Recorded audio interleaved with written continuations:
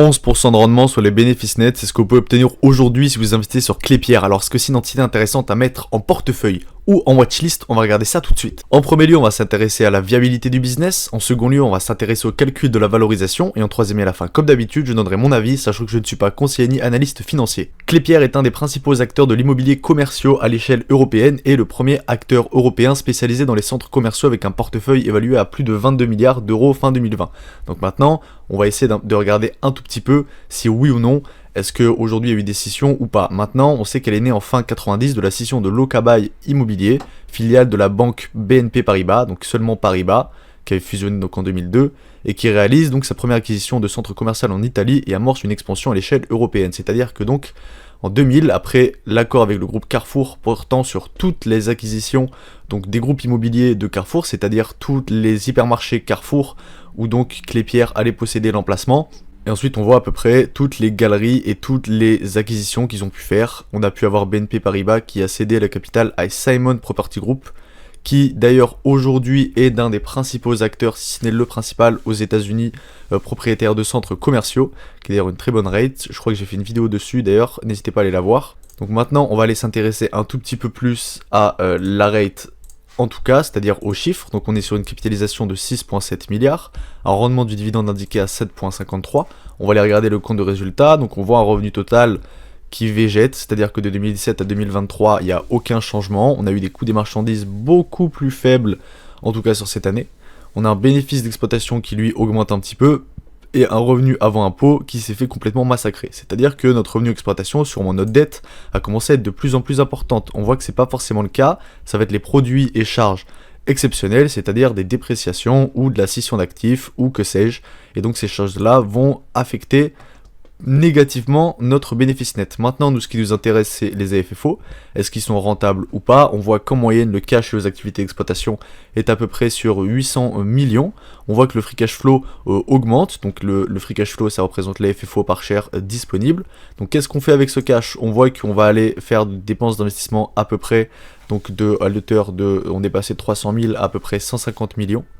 Ensuite, on a de l'achat d'entreprise, plus souvent on a de la scission, et ensuite on a l'achat ou la vente de placement, et donc on voit qu'on fait de l'achat et de la vente, surtout de la vente de maturité de biens. Maintenant, ça ne nous donne pas réellement d'informations sur ce qui se passe, et ensuite, qu'est-ce qu'on va aller faire? On va aller émettre de la dette, et ces dernières années, on en a racheté même, et ensuite on va émettre un dividende, même si en 2021 et 2022, le dividende avait été coupé. On voit d'ailleurs que donc il a été coupé ici et ensuite on a commencé à en distribuer. Donc là en 2023, un annuel, un final.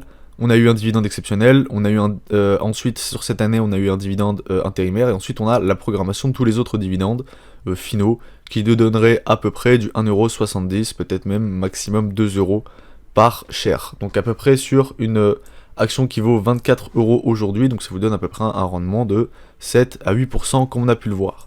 Donc qu'est-ce que pensent les analystes? Ils pensent que le bénéfice devrait continuer à augmenter de manière extrêmement stable, donc comme on a pu le continuer à le voir. Maintenant on va regarder le bilan à peu près.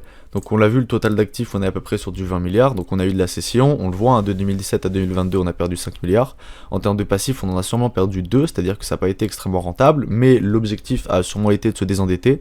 On voit que c'est le cas, hein. La dette en 2020 a atteint un peu plus de 10 milliards, et aujourd'hui on est un peu plus sur 7,93, c'est-à-dire qu'aujourd'hui elle est valorisé moins cher que ses actifs, donc en tout cas ses avoirs. Qu'est-ce qu'on va retrouver dans les actifs? Donc déjà, est-ce qu'on a de la liquidité? On a à peu près 200 millions, donc ça représente rien du tout. Ensuite, on a pas mal d'investissements à long terme, c'est-à-dire dans des filiales non consolidées. Elles possèdent des actions d'autres entreprises. Ensuite, on voit qu'on a du goodwill, donc à l'auteur de 700 millions en 2017 et à l'auteur de 500 millions en 2022, ce qui fait qu'on l'a déprécié. Donc ça, c'est rentré évidemment dans notre revenu hors exploitation et donc dans les produits et charges exceptionnels. Donc c'est là-dedans qu'on va aller amortir notre goodwill, qui va nous permettre d'avoir moins d'impôts à payer et donc avoir un cash un peu plus important. Maintenant, on va aller comparer les dépréciations et amortissements. On voit qu'ils sont extrêmement faibles, c'est-à-dire qu'on va surtout prendre notre revenu net, on va avoir de l'impôt différé en fonction de comment est-ce qu'a évolué notre revenu net. Sur certaines années, on voit que par exemple l'élément hors trésorerie, c'est-à-dire les dépréciations exceptionnelles qu'on a retrouvées à ce niveau-là, le moins 1,6, on va aller le retrouver ici en élément hors trésorerie à plus 1,79, ce qui fait que réellement, comme on le voit de toute façon à chaque fois sur les rates, le compte de résultat est extrêmement biaisé et donc il faut suivre le cash flow. Donc c'est ça qui va nous donner la réelle information de si oui ou non est-ce que la rate est bénéfique. Ensuite, on va voir qu'on est vraiment dans Minimal Guaranteed Rents, donc ça va être réellement, je pense, uniquement les centres commerciaux. Donc comme on a pu le voir ici, voilà, Other Rents, Turnover Rents, Parking, Special Leasing, etc. Donc on est diversifié dans beaucoup de choses, mais 90 voire 95% de l'argent qu'on génère, elle est générée par les shopping centers. Maintenant, en termes de valorisation, on voit qu'on a un total d'actions en circulation qui diminue. Donc on a possiblement un rachat d'actions, ce qui est assez peu probable sur ce genre de rate, étant donné que d'habitude elles vont se financer avec l'achat d'actions. Aujourd'hui, on voit qu'elle ne finance pas sa croissance, d'ailleurs, elle en a pas. Elle finance seulement son désendettement. Alors pourquoi? On ne sait pas exactement. On sait que les taux ils sont assez hauts. Bizarrement, elle n'a pas l'air d'être si impactée que ça, parce qu'on le voit donc par rapport à son compte de résultat et le revenu hors exploitation, charges d'intérêt sur la dette, vous voyez que ça n'a pas du tout bougé. C'est-à-dire que sur l'année, on est à peu près sur du 130 millions, ce qui est à peu près raisonnable, c'est-à-dire même assez bas par rapport aux dernières années. Donc notre marge EBITDA, elle est plus ou moins importante. On voit que voilà, elle stabilise dans les alentours de 60 et les marges nettes. Bon après évidemment, ça veut rien dire sur ce genre d'entreprise. Et sur les ratios prix-flux de trésorerie, on voit qu'en moyenne, elle se paye 7 fois les bénéfices sur les dernières années, donc 7 fois les AFFO. Donc maintenant, il faut essayer de regarder ça un petit peu plus peut-être sur le dividende et voir s'il y a la possibilité de l'augmenter. On voit que le dividende, il peut correspondre à peu près à 250 millions, voire donc à peu près sur la moitié d'une année, donc 600 millions en moyenne, ce qui correspond bien donc à même à peu près 100% du cash de vos activités d'exploitation sur certaines années. Et à certains moments, on était à peu près sur du 60%, sachant qu'on dépense 300 millions et que là, ça diminue par rapport aux dernières années. Sachant que la plupart du cash qu'on utilise, on l'utilise pour rembourser notre dette. Donc potentiellement, parce qu'on va devoir la refinancer à un moment, peut-être qu'on attend, peut-être qu'aujourd'hui, c'est pas l'intérêt d'aller la refinancer tout de suite. Voilà, elle a peut-être d'autres intérêts aujourd'hui Clépierre. Donc elle n'est pas sous-évaluée en tout cas à ce prix-là. Cette fois les bénéfices pour ce genre d'entreprise, aujourd'hui elle n'a pas des marges exceptionnelles. Faut aller regarder un petit peu à quel taux d'occupation on a à faire sur ce genre d'entreprise, etc. Il y a plein de questions à se poser spécifiquement sur les rates.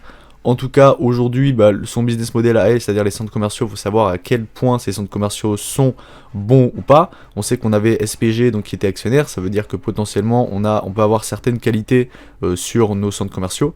Maintenant, à vous de savoir, parce qu'on peut avoir plein d'autres entreprises, comme on a pu le voir. J'ai fait des vidéos sur Carmila, j'ai fait des vidéos sur la plupart des rates qui étaient associés donc aux surfaces de grande distribution, ou plus simplement donc aux centres commerciaux, ou plus simplement à tout ce qui touche autour des rates. Donc je pense que il y a peut-être mieux à faire, en tout cas sur ce genre de domaine, et le rendement aujourd'hui est assez appréciable, en tout cas sur le PEA. Donc à vous de savoir, à vous d'aller écouter vos conférences calls. Si vous appréciez ce genre de vidéo, n'hésitez pas à mettre un like et vous abonner, et moi je vous dis à bientôt.